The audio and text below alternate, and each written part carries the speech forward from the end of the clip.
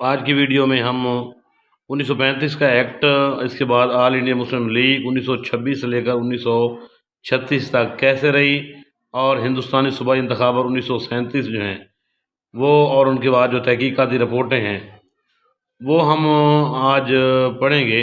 ہمارا آج کا پہلا ٹاپک ہے 1935 کا ایکٹ۔ یہ ایکٹ جو ہے سب سے پہلے وائٹ پیپر کی شکل 1933 میں چھپا تھا۔ تو یہ سوال آ سکتا ہے کہ 1935 کا جو ابتدائی ایکٹ ہے، ابتدائی شکل تھی، اس کو کیا کہتے تھے؟ وائٹ پیپر جو 1933 میں چھپا تھا۔ اب ہم 1935 کے ایکٹ کے خد و خال کے بارے میں تھوڑا سا پڑھتے ہیں۔ تو پہلا ہے اختیارات مرکزی اور صوبائی حکومتوں میں تقسیم ہوں گے، نظام حکومت وفاقی ہوگا۔ دوسرا ہے وائسرائے کے اختیارات بڑھا دیے جائیں گے، اور تیسرا ہے مقننہ 2 ایوان بنائے گی جس کا سربراہ وائسرائے ہوگا۔ اور چوتھا جو ہے پوائنٹ، کونسل آف اسٹیٹ کے کل ارکان 260 تھے، ہر رکن کی میعاد 3 سال تک اس میں رکھی گئی تھی۔ پانچواں جو ہے وفاقی اسمبلی کے 375 کے ارکان مقرر کیے گئے، ریاستوں سے 125 جبکہ صوبوں سے 250 لیے جانے کا اتفاق ہوا۔ فیڈرل کورٹ کیا ہے جی؟ اگلا نیکسٹ پوائنٹ، فیڈرل کورٹ کے نام سے مرکزی عدلیہ کی تشکیل دی گئی، اور اس میں 1 چیف جسٹس اور 6 جج۔ اور 7واں پوائنٹ جی، مین پوائنٹ بتا رہا ہوں۔ 7واں پوائنٹ ہے صوبے کا گورنر کیا ہوگا؟ گورنر کا کام وزراء کو نامزد کرنا ہوگا۔ اور 8واں پوائنٹ تھا ہر صوبے میں ایک قانون ساز اسمبلی بنائی گئی، اس کے ارکان 3 سال کے لیے منتخب کیے گئے، ٹھیک ہے۔ اور 9واں پوائنٹ تھا جداگانہ انتخاب کے لیے مسلمانوں کی مرکزی اور صوبائی اسمبلیوں میں نشستیں مقرر کی گئیں۔ اور 10واں 2 عملی نظام جس کو ڈیار کیا تھے کو ختم کر دیا گیا۔ یہ 1919 کے ایکٹ میں متعارف کرایا گیا تھا، لیکن 1935 کے ایکٹ میں 2 عملی نظام یعنی ڈیار کی کو ختم کر دیا، صوبوں کو خود مختاری دے دی گئی۔ یہ پوچھا جاتا ہے کہ کس ایکٹ کے تحت ہندوستان میں صوبوں کو خود مختاری دی گئی؟ 1935 ایکٹ۔ 11واں پوائنٹ اس ایکٹ کے تحت 9 سے 11 صوبے بنائے جائیں گے، یہ بھی سوال پوچھا جاتا ہے۔ اور 12واں ہے اس ایکٹ کے تحت سندھ کو بمبئی سے علیحدہ کر دیا گیا۔ کب؟ 1 اپریل 1937 میں۔ 1 اپریل 1937 میں سندھ کو بمبئی سے الگ کر دیا گیا۔ اور اس کے بعد آگے ہم پڑھتے ہیں 35 کے ایکٹ کا 13واں پوائنٹ ہے کہ صوبوں کا نظام چلانے کے لیے صوبائی حکومتیں بااختیار بن گئی۔ اس کے بعد ہمارا آج کا دوسرا ٹاپک ہے کہ آل انڈیا مسلم لیگ 1926 سے لے کر 1936 تک کیسے رہی۔ تو اس کے بارے میں ہم تھوڑا سا پڑھتے ہیں۔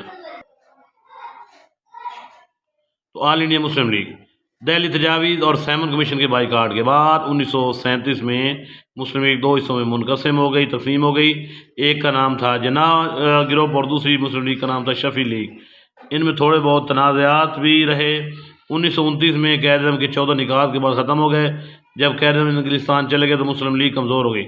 1930 میں مسلم لیگ کے سالانہ اجلاس الہ آباد میں علامہ اقبال نے صدارتی خطبہ دے کر مسلم لیگ کی نظریاتی جنگ کو جاری رکھا۔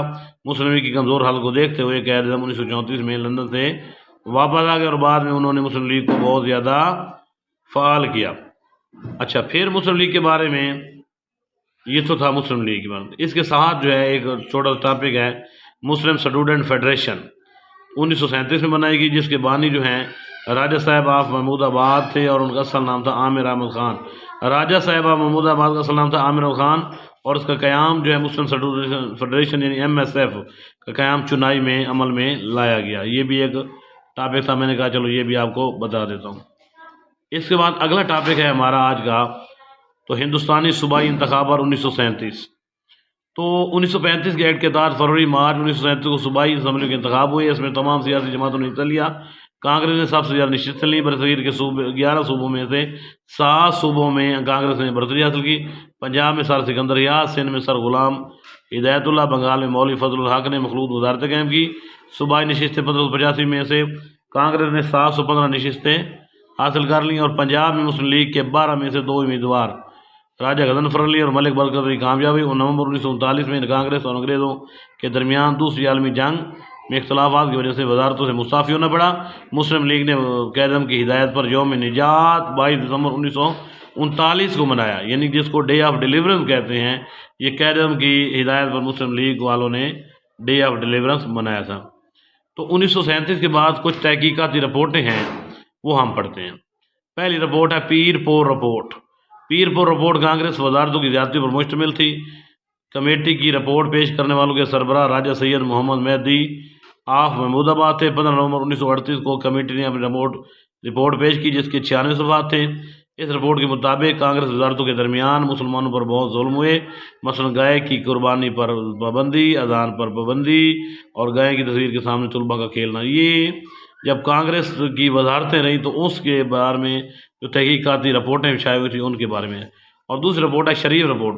کانگریس حکومت کی کارکردگی پر شریف رپورٹ 4 مارچ 1939 میں شائع ہوئی جس میں بہار کے مسلم قوم پر کیے گئے مظالم کی تصدیق کی گئی۔ یہ رپورٹ ایس ایم شریف کی سربراہی میں مکمل ہوئی۔ تیسری رپورٹ ہے کمال یار جنگ رپورٹ۔ کیا ہے جی؟